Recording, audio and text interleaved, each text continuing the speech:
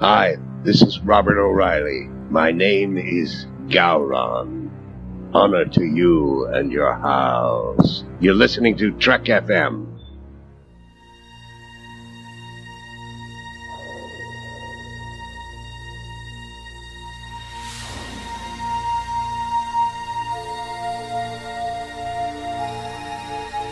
Earl Grey, hot.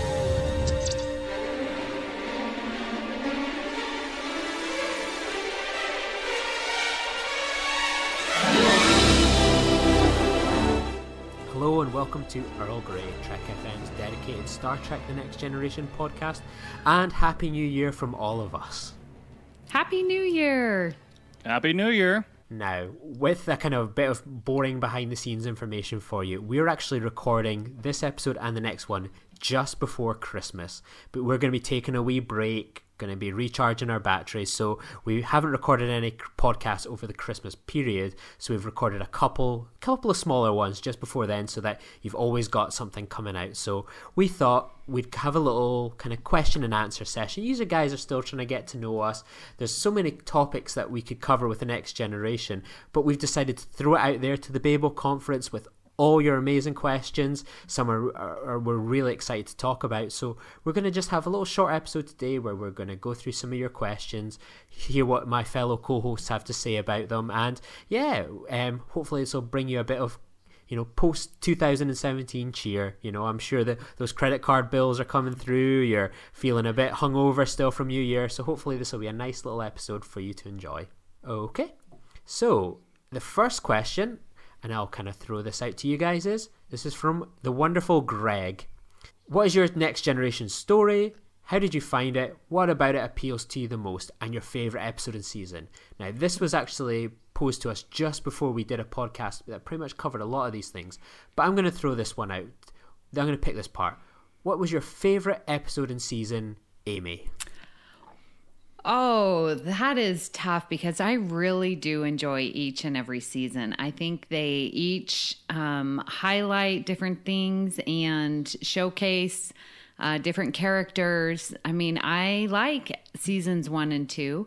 I can't choose just one. I can't. I really enjoy season 4. And 7. I enjoy 7 too. I know some people would disagree. If I have to, I'll say season 4. Oh no, I can't. I love them all. Lee, could you pin it down to one season?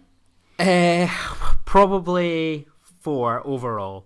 I think 4 is just fires on all cylinders. It starts so strongly. It runs, the gauntlet of it all, and then I think it ends incredibly well with the run up to the Klingon Civil War. So I'd probably have to go with season 4. And my favorite episode, that's a very difficult one. Favorite episode, I couldn't pick a favorite episode of The Next Generation. Chain of Command, yeah. Richard, what about you? When it comes to seasons, it's definitely going to be season 5 for me. A lot of those stories I actually absolutely love. But if we were to really pin down one specific episode that on TNG that I absolutely like, it would be Tapestry. Tapestry is one of those ones that makes you think about your own life as well as what it could be on Star Trek as well. So yeah, it's my go-to one on TNG, to be honest. I wonder if there was a UPS man that delivered a package to a John Luke. Was it called like a John Luke Pickard this Christmas period? So we're going to go into our next question from a good friend of mine, brilliant guy, Ian Kimmins. And I'm going to be a bit of a cheat here. I think Ian has proposed a question, and I've not mentioned it to you guys here, but I think this could be a brilliant idea for an episode in itself. If TNG was reimagined, whether Prime or Kelvin, for 2017, who would you like to see cast, and what changes would those characters be made to? I think we should actually do this as an episode at some point in the new year. What do you guys think? Yeah, I agree. I totally agree with that one, because I got a couple ideas that we could definitely dive into. We don't have enough time. What about you, Amy? Are you up for giving Ian a special commissioned episode that we're going to dedicate a whole episode to this amazing question? I will for Ian, yes. I will Ian, have to there do you a go. lot of research and, my creativity to just off the cuff. But I think it would be good to see. If I prefer, I would like it in the Kelvin. Well, there we go. Oh, see, that's something exciting in itself. Yes. What we'll do, because we're taking a break over Christmas, we'll still do some homework. We'll bash out some ideas over the Christmas period, and then maybe this will be one of our first full episodes when we come back. We're definitely going to do this episode justice. So, Chris Chaplin asks, yes, a couple of questions, so we'll go with this first one. What are some of your favourite and most powerful moments that tackled ethics, such as Picard's, "Well, there it sits waiting," to Luxana Troy and Timikian's... That's how you pronounce it again. Timison. Earl Grey points go to Amy. Argument in Half-Life. Well, I have a couple now that I was thinking about it. And I do apologize. I don't remember the episode name, and I know a lot of people don't like it, but I really like the one where Beverly and the two warring factions, and it's the one about terrorists, and she's down there. They're doing, do you know which one I'm talking about? And the guy falls in love with her. Yeah, Higher Ground. Yes, Higher Ground. 3 points to lead. I'm no longer in the lead. Anyways, so I like Higher Ground. I think that I know a lot of people say it's too, out there and too on the nose, but I mean, it does give you a different point of view that I don't think you'd seen much about terrorism from that point of view when it aired. So I really like that one. Oh, and another one I like is the one, now I'm really not good, where Data and the little girl with the long fingers. Pen Pals. Yes, Pen Pals. Points to Lee. Yeah, so in Pen Pals, and, I just love it when Picard's like, okay, where are we now? We're up to here, how many times are we going to break the prime directive and help this girl? And is it a cry for help when someone's just asking, is anyone out there? Those are just two that off the top of my head are very good and ethical episodes. I'm one that sticks out to me is Measure of a Man. Definitely, we all know why, because what is a human, or what is life, and I mean that's actually one of my favorite ones. I'm gonna go with that one.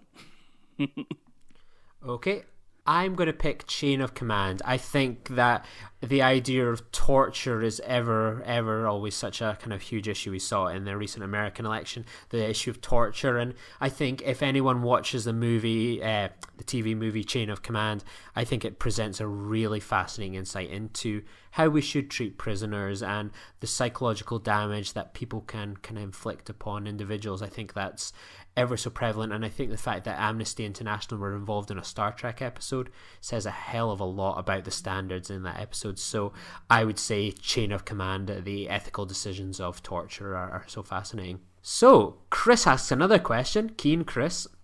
TNG's set design, carpeted bridge, etc., and choice of classical musical performances by the crew often criticised as dating the show. What are your opinions on these aspects of the production? Do they not act as world-building devices? If so, what do these devices convey about Federation society? I'm going to throw this one to Amy.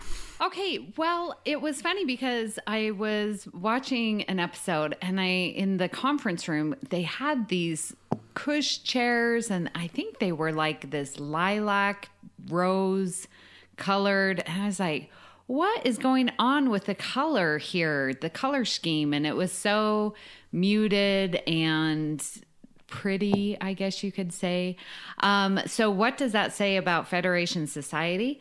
I think the carpeted bridge and everything, it definitely, as some would say, what is it? The Hilton of the stars or whatever. What do they say? Yes, I believe that's what Zach Moore likes to call it. The Regent. So it is a ship of exploration, and its main design is not to go into war. So I think that does just reiterate that fact that we're there to explore, and if we're carrying diplomats from place to place, and as has been done in episodes, they are going to have this level of comfort that is warranted for such ambassadors and stately positions like that. So I think it holds true to the philosophy of Next Generation. What do you think, Richard?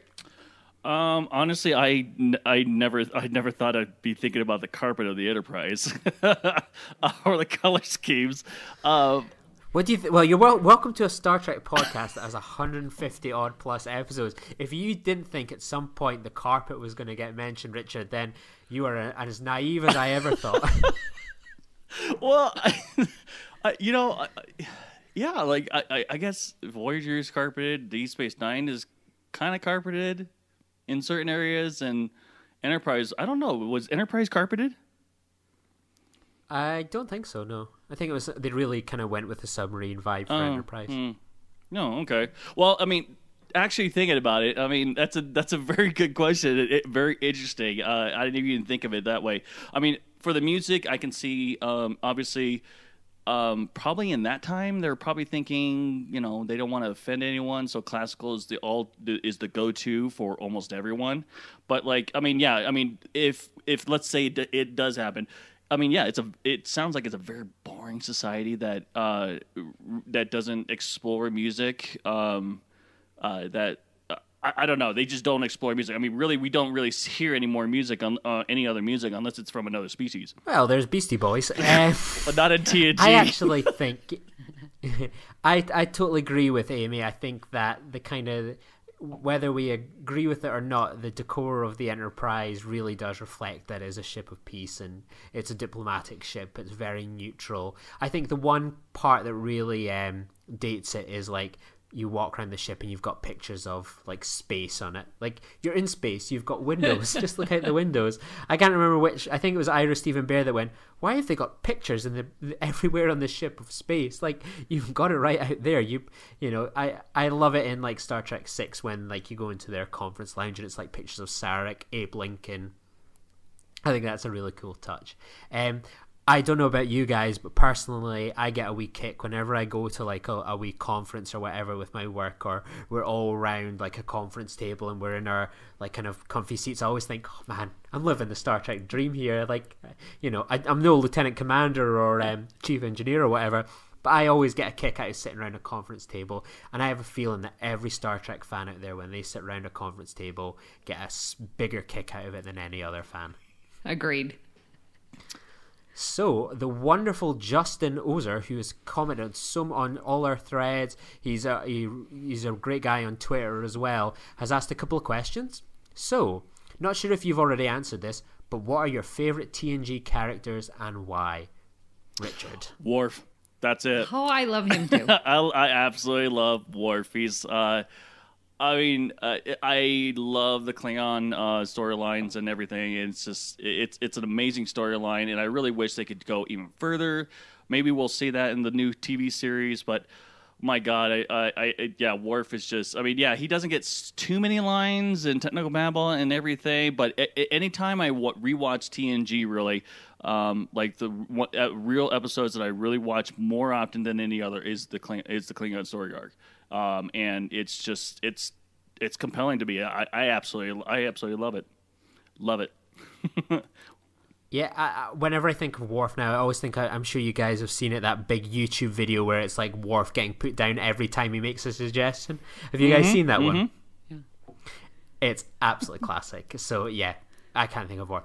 So what about yourself, Amy? Your favorite Star Trek Next Generation characters and why? Well, my favorite is Troy. Maybe you might have guessed that. I'm very excited because I'm going to cosplay her next year. Go as Deanna Troi. So she was the one that I could relate to on the show. So, being female and everything, there was her or Crusher. So I just really felt a good connection to her and her role in the ship. She always was willing to help others and to put others first over herself. and to have the concern of the crew over hers. And I tend to be a little bit more logical. And so I think from her, I learned that, you do need to listen to your feelings and to trust your feelings and to learn about your feelings so that you can be more complete. And so for me, that's why she's my favorite character. I think she brings a sense of warmth and heart and feeling to the show that wouldn't be there otherwise. Now, when you cosplay her, are you going to go as before the uniform, or the holodeck? Or the Velcro. There's so many variations. Or the long flowing blue dress. Okay, if I could find it, the blue dress, because that was my favorite. She was just most beautiful and classy in that. But I'm going to go after Jellicoe puts her in the uniform. So awesome. Well, something to look forward to for Star Trek Las Vegas. Yes. For me, who are my favorite? Like, I always loved Data and Riker most of all as a kid. I just loved Data. Like, I was a bit of a loner at kind of primary school age, and there was something about Data where I thought he had a real charm to him in that kind of outsider perspective. And I'd love to be as intelligent as Data, be as skilled as Data, and yeah, I think he's awesome. And wait a second, I never even answered. I had an amazing point to make about the music. Classical music is timeless. It does not date. So the Enterprise crew playing classical music is just as timeless as ever. Though on Star Trek Nemesis, when they've got those green drum cymbals, that's incredibly dated. But classical music is not. So Justin also asks, here's a bit of a tough one. It might be a bit of a challenge. What are your top 3 Next Generation episodes? Now, we all picked out a favourite episode. Is there any other couple episodes you'd love to throw on this kind of particular Barbie, Amy? Yes. So I follow Justin on his tweets, and I'm feeling that he and I have a lot of things similar because he just tweeted about Parallels, and that's my go-to episode. I love Parallels. I can watch it. And in fact, just this morning, I was like, I want to watch some Next Generation, and, was thinking Parallels. So Parallels, All Good Things. I really enjoyed that one. Again, that's another go-to where I can just watch it over and over. To me, that's cinematic. That's like a movie. It's 2 hours.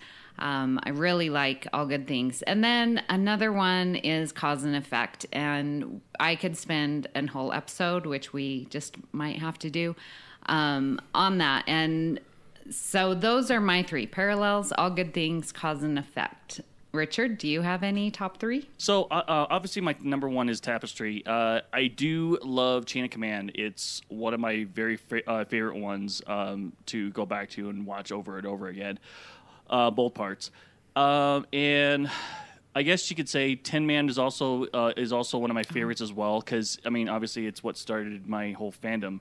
It's a very interesting episode. And I absolutely love it. More nostalgia than anything else. Excellent. Oh, this is a tricky one. And I'm last. Obviously, Chain of Command would be first. I love Redemption Part 1. I love the build-up to that kind of episode with Mind's Eye, for example. And, probably Reunion. Chain of Command, Reunion. Oh, I don't want to go for Tapestry as well, because you've already gone for Tapestry. I'm going to go for... I loved it so much as a kid, so I'm going to honour young little Lee. I love Time's Arrow. It brings a joy to my face to see them running around San Francisco in the olden days. I think that I never get bored of watching that one. So, yeah. I am so glad to hear that, because so many people don't like Time's Arrow, and I don't see what's so wrong with it. No. So I'm glad it's in your top 3. Yeah, I love it. It's the best. It brings a joy to my heart. It was before time travel really had the butt kicked out of it in Star Trek, so it's a joyful episode. It is. So this is now a very controversial question from Dave McNulty here. I wonder if he's related to McNulty from The Wire. And I'm going to not bother to ask Amy this, but I'm going to ask Richard. Is it better to skip generations and go straight from All Good Things to First Contact? Richard. Oh my goodness. Yeah, that's a very controversial one. I'm going to go with Yes. I mean, there's a lot of good stories. It's just, yeah. Don't do it, Richard. Don't do it. I mean, Generations is a good story. It really is. But I mean, if we were to, because we don't see anything that comes from Picard wanting a family more, unless you read the books. That's a whole different story, because he does eventually have a family with. Spoiler alert. Well, I'm not even going to say it because, he eventually does have a family in the books. If you want to read that, go for it. But I'm not going to spoil it for anyone.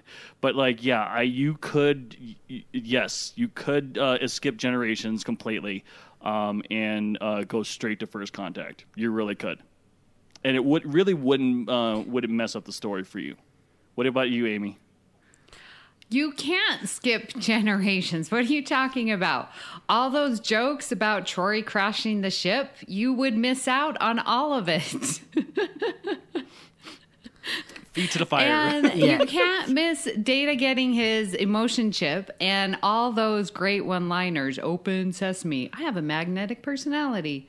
Ooh, I hate this. I mean, come on. There's too much good in that movie to just skip right over it. I mean... No, we need to watch it. There's too much good there. And Worf getting, promoted, that's great. Data, that was not funny after he pushes Crusher in the water. Come on now. It's too good. It's too good. Well, he could have gotten promoted on Deep Space Nine. I'm just saying. I mean, Sisko could give him that promotion. I mean, I'm not taking anything away from what you just said. I'm just saying, it's... I mean, we really never see anything else other than... in Generations, the humor of Data. I mean, we see something in First Contact when he deactivates the emotion chip, but really we don't see him, letting loose like he did in Generations. I'm going to have to be obviously the decider here, as I'm the moderator for this episode. I've made it one of my New Year resolutions to indulge Richard's wacky ideas, so I'm not going to indulge this one, and I'm going to give it to Amy. You can't miss Generations. We've only got 4 Star Trek movies. Miss Insurrection if you want. Bash with that. Okay, I'll agree with you on that one. I didn't realize that was the controversial one to skip. But Generations, we recently... the night before we've done this one, we just recorded an episode with Standard Orbit guys talking about Generations, so you'll have heard probably some of our opinions on Generations there. But I'm going to just make a little quote here, a dramatic reading. As I am a British individual like Patrick Stewart, I'm going to read a line that I think is just brilliant from Generations and why people can't kind of skip it. Robert and Renee, they burned to death in a fire. Troy, I'm sorry. That's all right, counselor. These things happen. Captain, it's not all right. Picard, I can't keep thinking about all the experiences that Renee is not going to have. Not going to the academy, reading books and listening to music, falling in love, building a life. Well, it's not going to happen now. I didn't realize he meant so much to you. I'd come to feel that Renee was as close as I would get to having a child of my own. Your family history is very important to you, isn't it? From being a small child, I can remember being told about the family line. The Picard who fought Trafalgar, the Picard who won the Nobel Prize for Chemistry, the Picards who settled on the first Martian colony. When Robert married and had a son, you felt that it was no longer your responsibility to carry on the family line? Right, yes, that's exactly it. You know, counselor, recently I've become very aware that there are fewer days ahead than there are behind. But I took comfort from the fact that my family would go on, but now there'll be no more Picards. That is incredible. That's probably one of the best bits of dialogue in any Star Trek movie, period. So Generations has to stay solely for that amazing scene. So yes, Generations must stay. So I am going to side with Amy here against Richard, and Generations must stay. Yay, agreed. That is a great scene. And it sets it up for the whole theme of the movie of, what does time mean to you? Yeah. Exactly. So we're down to our final few questions, and Chris Chaplin is back again. Chris asks, top 3 secondary characters. Richard. Oh my gosh. Do we count those who have left and came back, like Wesley Crusher? Yeah, you can count him as long as I can count him. Yeah. It's your question. You answer it how you want. Well, yeah, but... And it's our show. Anything that we say goes. Right. So we're going to use our kind of power here as the host to say, this is our interpretation. Exactly. And we're going with it. It's Chris's fault if he has not attached conditions to his questions. I'm sorry, Chris. It's on you. So, Richard, Who are your top 3 secondary characters? I actually like. I know I'm going to catch flack for this, but I love Wesley Crusher, and I just like it when he's on the episodes. I really do. I mean, despite that, how annoying he can get, but yeah. That's funny because I like him too, but I wouldn't consider him a secondary. But well, that's why I was saying, like, do we count Yeah. second ones who leave and then come back? Because I mean, yeah, he was a primary for a little while, but he left too. So it's like, no, I agree with you. and I guess I do like Luxwana Troy. Is it Luxwana? Yeah, Waxana Troy. There you go. Again, another annoying personality, but it's one of those episodes that I absolutely I get excited about because I'm like, oh yes, here we go. We get to annoy Picard and Deanna Troi and everyone else out on the bridge of the Enterprise, and then from First Duty, Ensign Cito. She's only been like on 2 episodes, I think it was, Lower Decks and First Duty, and. I absolutely love both of those episodes. So, great character. What about you, Amy? Well, my first one is Luoxana. One, because when she comes on, yep, you're right, she annoys Picard, and that's priceless because you don't see anyone get under his skin like Luoxana. And then plus, when she's on, there's always going to be more Troy lines, and of course, I like that. I like Q as a character. Think he's fabulous and is always good to stir the pot, as you would say, Richard. And so the third one, I'm still thinking. I like Ensign Leffler, right? The game. And the who's the one that's Geordie's and she spills the coffee on Picard? Oh. I can't remember her name. I thought you were going to talk about Leah Brahms. Oh, Leah Brahms. I like her too. We'll say, yeah. Luoxana and Q were my first 2 that came up that were my favorites that I enjoy watching. Chris is going to absolutely love you for Leffler. Because I know he likes her. I threw that in just for Chris. All right, Lee. Who are your secondary characters? I'm going to go with Lieutenant Broccoli himself, Reginald Barclay. Yes. That's what I would be in Star Trek The Next Generation. I would literally be on the holodeck acting out my fantasies of all sorts on the holodeck because it's amazing. Why would you not do that? So I would definitely have Reg Barclay there. I would also have Gowron. Oh. I just think he's brilliant. Those huge, humongous eyes. Yeah. And I just love the way he says, Dora. I mean, everything he says is cool. I want to meet Gowron one day and just him to go, Lee Hutchison. I'd love to hear that. Who else? Oh, I love Kalar. She's just so great. Gone before her time. Yes, I love her. She's on my list too. Well, no, I clearly love her more because she was on my list. She was not on your list, Amy. So please don't try and say she was on your list because that is not factually correct. She is on my list. Thus, I love Kalar more. So I represent the Kalar fan club on this podcast, and I'm the president of it. Well, I did meet her in August, so just saying. Oh, is she as nice as I suspect? She is tremendously just loves the fans and very patient and very funny. Yeah. Is she tall? Oh yeah. Yeah. Okay. Very I was gonna so. say because I remember her in the screens, and I remembering. I remember that she's very tall. Yeah, and just still as beautiful as ever. Oh my goodness, and her voice. Yeah, I love it. Ooh, I'm gonna pick Mott. What? As well. Oh, the barber? Mott as well because yeah, Mott, the guy that works on Helm. Richard, of course, Mott the barber. Jesus. What? I think you're a bit hungover still from New Year, probably. So we've got 2 questions to round us off here, and I'm really excited about the second one. Okay. Greg started us off and is going to finish us off.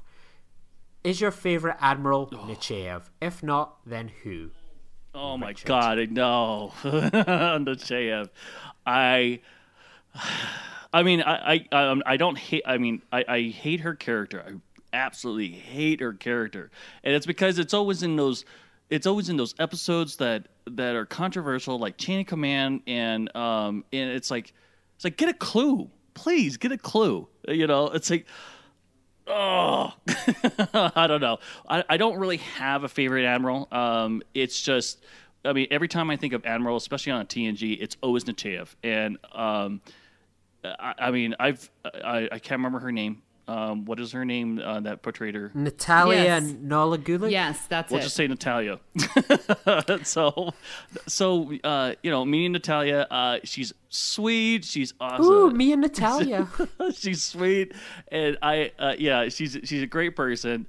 But her character, I mean, I think they wrote it to make you hate her because it was just she's a stern leader. I'll give them that because she's only doing what she's what needs to be done. But at the same time, I absolutely cannot stand her. I mean, every time I see her, I'm like, oh my god, it's Nechayev. So, what about yourself, Amy? Solidarity with Nechayev, or have you got another favorite Admiral? What about the one that becomes like he's super old and then he morphs into a young hip Admiral? Oh yeah, no, I don't like him. oh, what was his name? Okay, so who's the one? I'm trying to look, and I'm not good on We could do the guessing game. the Google. the Google. Are you the old person in that meme where it's like an old person looking at the glasses that's sat behind the computer, Amy? Okay, so who is the Admiral? See, I'm even trying to look now. The Admiral on Measure of a Man. Oh. Is she not like a judge advocate general? Yeah. I think not she was a Admiral, judge advocate, yeah. Oh, well, sorry. I like her. But the guy Nakamura, is that his name? Admiral? Yes. Yeah, Nakamura. The guy? Yeah, I like him too. He comes to mind when I think of an Admiral. Whenever I think of Nakamura was like a famous footballer for my football team Celtic, and there's a famous thing where like he scores this wonder goal and it's like Nakamura, and whenever I watch Nakamura pop up in Star Trek, I always think of a footballer, a Japanese footballer. Yes. So there's that. I love Nechayev. She is a ball busting Admiral. She is what I would be like as an Admiral. We love Picard. Oh, he's so great. He's so wonderful. She comes in. She doesn't care. This is your job. Go do it. She's not biased in any way. She's brilliant. She flies the flag. And I fully respect her. And I totally feel the same. See, if she comes in, it's like, oh, God, here comes the boss. And I'm like that with my work. If my boss is coming in, it's like, oh, no, here she comes. And Nechayev, she's brilliant. So I'm very happy. I'm a Nechayev fan, I think. So that's one Nechayev fan, Richard. No, I like her too. Amy likes her. Richard likes Natalia. Majority killed me again. Richard and Natalia. And Greg's given us a really good question to end us on. So an off-the-cuff question. What other shows are you watching currently? Or just top 5 non-Trek shows of all time? So, Richard, what's your answer to Greg's non-Trek question? Right now, I watch quite a bit of shows. I'm not really a DC TV show fan like Arrow and Supergirl, but like right now, I'm going back through How I Met Your Mother. Friends is also another one that I really like. A show that was discontinued after one season. Actually, I think they only got one season. Was Space Above and Beyond, a military sci-fi show. The Unit is also another one that I watch quite a bit, actually, considering my military background. And another episode. Those are my core 4 that I really go off of. Yeah, I watched Star Trek. Well, obviously it's not non-Star Trek. I watched. Obviously, Star Trek would be above all of them. But like, really, those are really the 5 I watch, right there. Well, I think you and I watch very different things. Yeah, Richard. I do watch a lot of military. A lot of military movies and TV shows and all that kind of stuff. Comedy is my thing as well. So How I Met Your Mother, Friends, The Unit, Space Above and Beyond, and as well as Clone Wars, Star Wars. Okay. Hoorah. So, Amy, what are your kind of 5 top non-Trek shows, or what other shows are you currently watching? Well, currently, and I tell everyone about it because I think it's just a fabulous show, is Madam Secretary. And Leah Tioni does a fabulous job. I love the show. And so Madam Secretary is what I wait for every week. Comes on Sundays. I really enjoy the little half-hour comedy Blackish. And me and my brothers really enjoy NCIS, the original. Sorry, Scott Bakula. But we like NCIS. And then like 2 all-time, and I own all the seasons, is the Seinfeld and Friends. So those I can just watch over and over, quote them. It's so sad because like I quote them all the time, and my students are so young, they don't really know and they don't get it, and it's whatever. Doesn't that suck? So, yeah. It does, because I'm like, it's such a good episode. You need to see it. So when they do get it, it's pretty fun. So, Lee, what occupies your TV time other than Star Trek? Yeah, I'm a huge fan of Louis Theroux documentaries. He's just this wonderfully, I don't know if you guys know him very well across the pond, but he's this very aloof British documentarian, and he explores the weird kind of parts of American culture. He did a great one on gambling in Las Vegas, the Westboro Baptist Church in America. He really goes out and investigates that. And I recently just on my other podcast interviewed one of the guys that was on one of the documentaries with Louis Theroux. So that was like a total treat.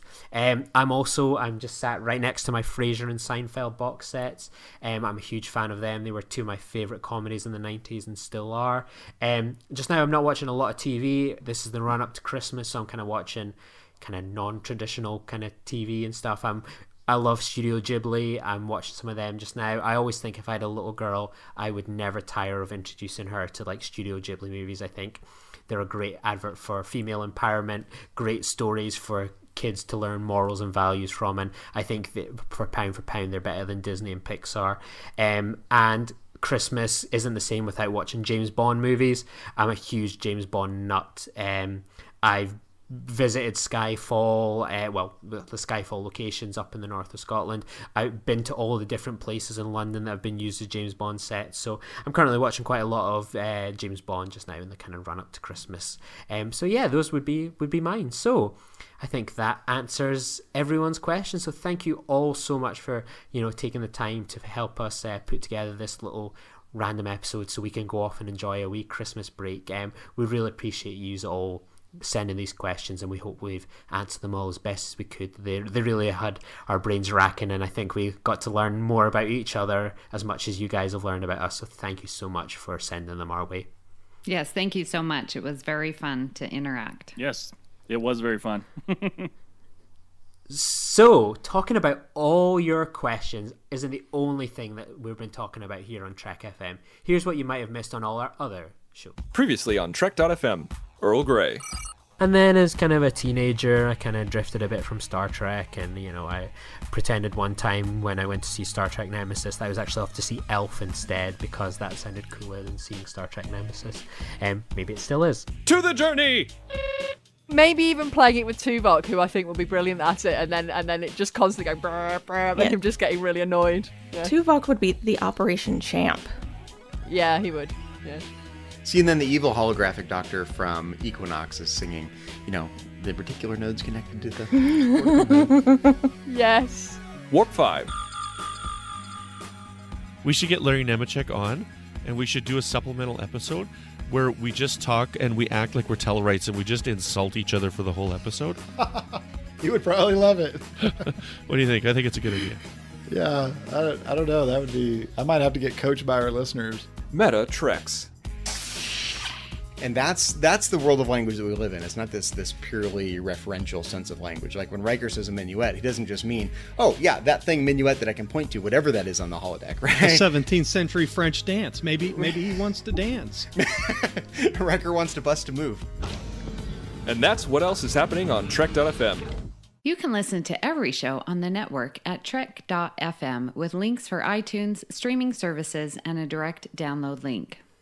This episode of Earl Grey is brought to you by Audible.com, offering more than 150,000 titles for iPhone, iPod, iPad, Kindle, Android, Windows Phone, plus Mac or PC. To get a free audiobook of your choice, visit audibletrial.com/Trek.fm. Thank you, Audible, for supporting Earl Grey and Trek.fm. If you are a weekly listener and would like to directly help Earl Grey, please consider becoming a patron of Trek.fm. At patreon.com/Trek.fm, you can choose a pledge level and receive rewards for becoming a Trek.fm patron. You will be inside the observation lounge of our network, able to participate in our monthly patron roundtable podcasts and supporting the production of all our great content. We would like to take this moment to thank our current Patreon associate producers, Stephen Boyd, Michael Hueter, and Ron Saarna. Thank you for supporting Earl Grey. Connect with other Trek.fm listeners on our Facebook discussion group called the Babel Conference, found through the Facebook search field, or like the facebook.com/Trek.fm page for show updates and announcements. The network is also on Twitter at Trek.fm. If you would like to contact Lee, Richard, or Amy, that's me, visit Trek.fm/contact to send us a subspace message or find us on social media. Richard, where can people find you on the webs? They can actually find me on the Babel Conference. I pop in here and there. And also on Twitter at xransom. And you can find me also on Twitter at Miss Amy Nelson. But my favorite place to be is on the Babel Conference. I love it there. So welcome to interact and talk with you there. Lee? Yeah, you can find me on Twitter at Lee_Nostromo. You can find me at Star Trek VHS. And you can find me on my other podcast, Filibuster, talking about geek culture and everything in between. So join us next time for another cup of Earl Grey. Goodbye and great joy and gratitude. Today is a good day to die. There are 4 lights. Nakamura!